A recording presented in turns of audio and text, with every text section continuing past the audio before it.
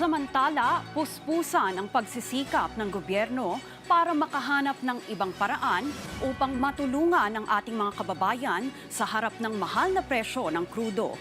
Kaugnay niyan, ipinag-utos ni Pangulong Ferdinand R. Marcos Jr. ang paggamit ng 10 billion pesos na pondo para sa ayuda ng mga magsasaka at mga mangingisda. Si Kenneth Pasyente sa sentro ng balita. Sa harap ng patuloy na pagsipa ng presyo ng produktong petrolyo, tiniyak ni Pangulong Ferdinand R. Marcos Jr. na hindi tumitigil ang pamahalaan sa paghanap ng paraan para mabawasan ang epekto nito sa publiko. Anya, kailangang iakma sa sitwasyon ng mga hakbang ng pamahalaan lalo't pabago-bago ang presyo ng langis. So we are trying to find different methods para makapagbigay ng subsidy, para makabigay ng tulong. The problem is masyadong malikot ang presyo ng langis, hindi natin ma-anticipate. So we are still adjusting right now. Sinabi rin ng Pangulo na nagawa ng pamahalaan na kahit paano'y maibsan ang epekto ng tumataas na presyo sa pamamagitan ng iba't ibang hakbang, habang tiniyak niya sa publiko na nananatiling sapat ang supply ng langis at pagkain. But I think so far, kahit papaano, we will be able to soften the blow, ika nga.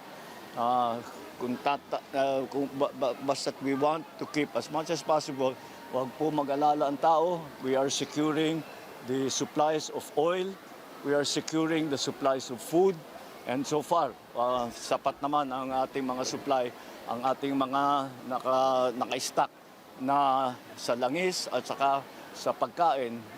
Kaya ang binabantayan na lang natin ngayon ang presyuhan. Dahil sa pagkain, mas marami tayong magagawa. Pwede natin, naghahanap kami ng paraan pa para ibaba ang presyo ng pagkain. Dagdag pa niya, nagsisikap ang pamahalaan na makahanap ng ibang mapagkukunan ng langis. Yung langis, wala tayong magagawa dyan. Pero at least yung supply ay tinitiyak namin magkakaroon. So kahit na may stock tayo, patuloy ang maghanap ng Pilipinas dahil kumukuha talaga tayo sa Middle East. So naghahanap tayo ng alternative sources ng langis. Habang ipinagpaliban ng pagtaas ng pasahe, magpapatuloy naman anya ang pamahalaan sa pagbibigay ng tulong para matiyak na hindi lubhang maaapektuhan ang mga driver at operator lalo na ngayong Semana Santa. Sinabi naman ni Executive Secretary Ralph Recto, susunod na bibigyan ng tulong pinansyal ang mga magsasaka at mangingisda matapos ipatupad ang 5,000 fuel subsidy para sa mga transport worker. Binigyang diin niya na sa makabagong panahon, malaki ang papel ng krudo sa produksyon ng pagkain lalo't gumagamit ang mga magsasaka ng makinarya tulad ng traktora at harvester. Habang ang mga mangingisda naman ay umaasa anya sa mga bangkang demotor na gumagamit ng gasolina o diesel. Dahil dito, tinatayang umaabot sa 75% ng presyo ng isda sa merkado ay napupunta sa gastusin sa krudo. Upang maibsan ang kanilang paghihirap, sinabi ni Recto na inatasan ni Pangulong Marcos Jr. ang paggamit ng 10 billion pesos na pondo upang tulungan ang mga magsasaka at mangingisda na makaagapay sa tumataas na presyo ng langis.